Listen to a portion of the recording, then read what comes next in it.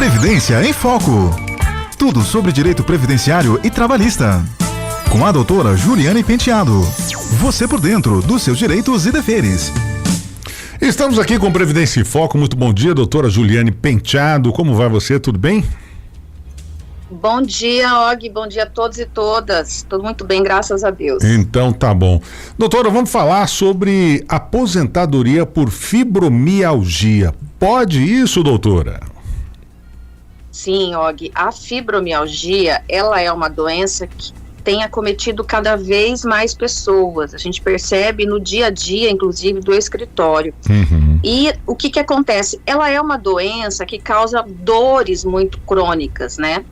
E o que vai trazer uma eventual aposentadoria, que seria por uma invalidez ou incapacidade, seria numa limitação que ela pode oferecer a essa pessoa. Então, vai depender se a fibromialgia traz limitações, sejam físicas, sensoriais, que tragam barreiras para essa pessoa ter a sua atividade habitual.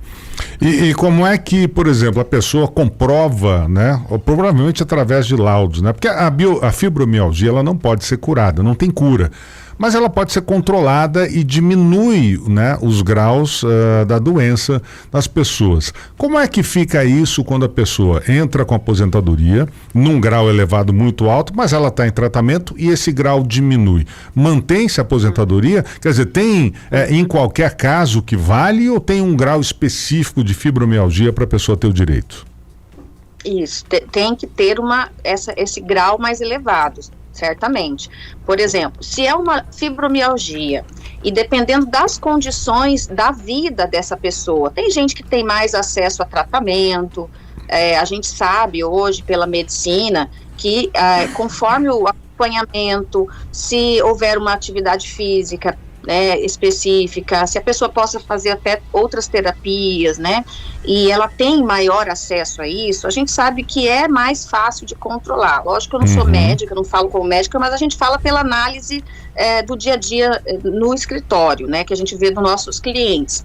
Mas se chega a um ponto que essa fibromialgia, e até mesmo porque a pessoa não tem esse acesso, ela depende muito do Estado para isso, de saúde pública, e nem sempre ela consegue as melhores condições, isso vai trazer, possivelmente, essas limitações, e o grau fica mais aumentado. Eu já tive um caso no escritório que a pessoa chegava a ter umas protuberâncias na pele, né, na coluna, a gente passa a mão no corpo dela, você percebia.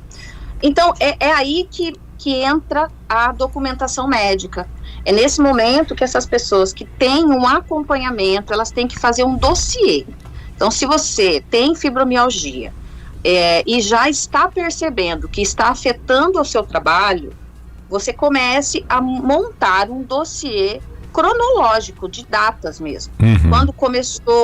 Quando que ela começou a se agravar, montando uma pastinha, né, que você coloque lá todos os documentos médicos, que são os laudos, porque a fibromialgia, ela não tem um diagnóstico com exames, né, ela é uma análise clínica, por isso ela é tão difícil de ser comprovada, mas o médico que é especialista, que vai acompanhar, que são reumatologistas, ele vai saber diagnosticar e vai encaminhar uma boa declaração para essa pessoa. E esses laudos têm que ser feitos periodicamente? Quer dizer, a pessoa tem que apresentar com que frequência para dizer que não melhorou, que continua ainda com um problema e tal? Tem um período para isso?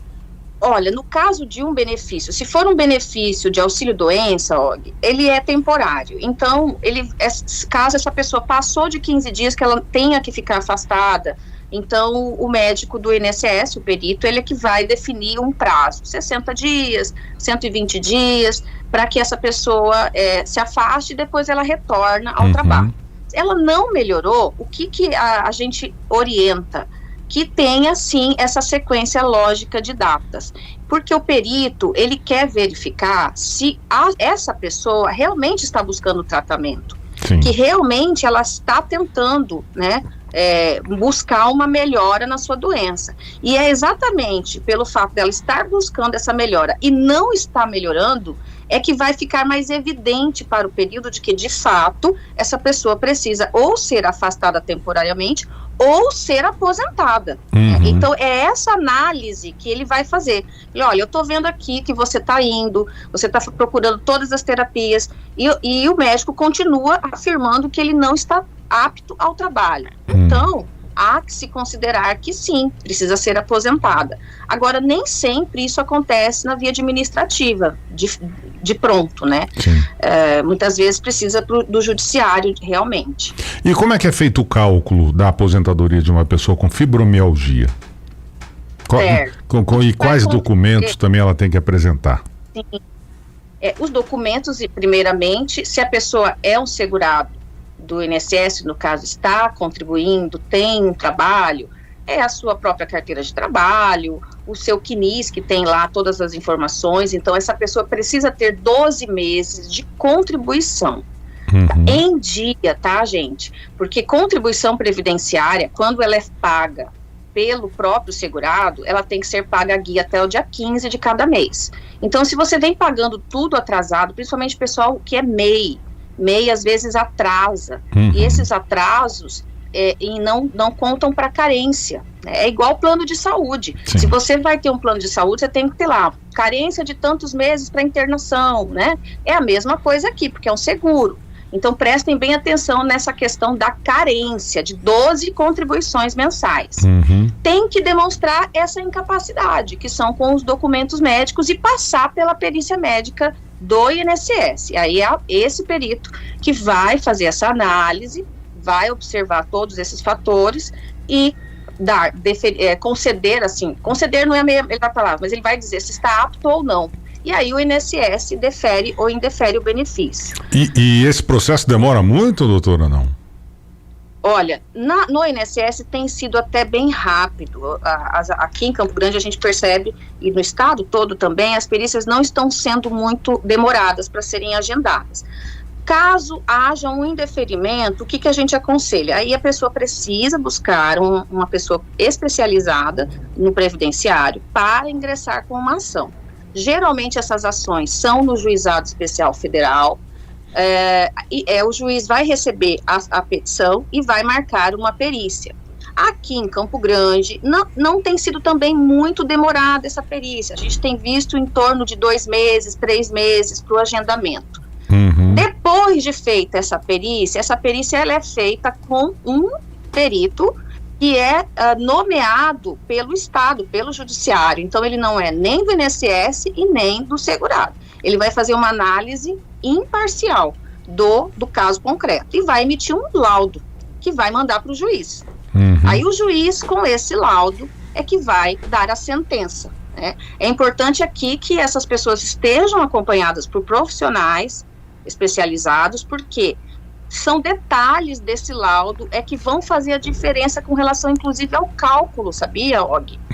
Por exemplo, hoje, com a reforma da Previdência, após 2019, o cálculo vai ser de 60% sobre essa média apurada, né, no caso de uma aposentadoria por invalidez. Então, pode acontecer dessa pessoa receber até um salário mínimo. Se ela pode pagar mais que isso e pode chegar a um salário mínimo o cálculo, porque o cálculo ficou realmente, ficou pouco, né, 60% para 15 anos.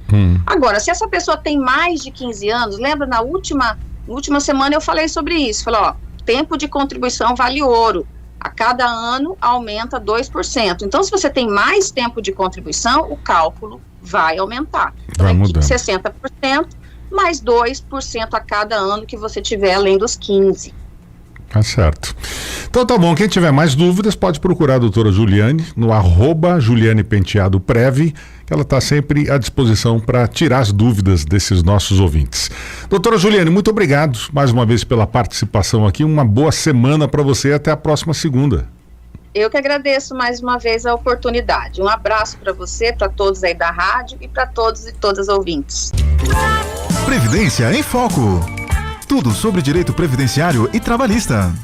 Com a doutora Juliane Penteado. Você por dentro dos seus direitos e deveres.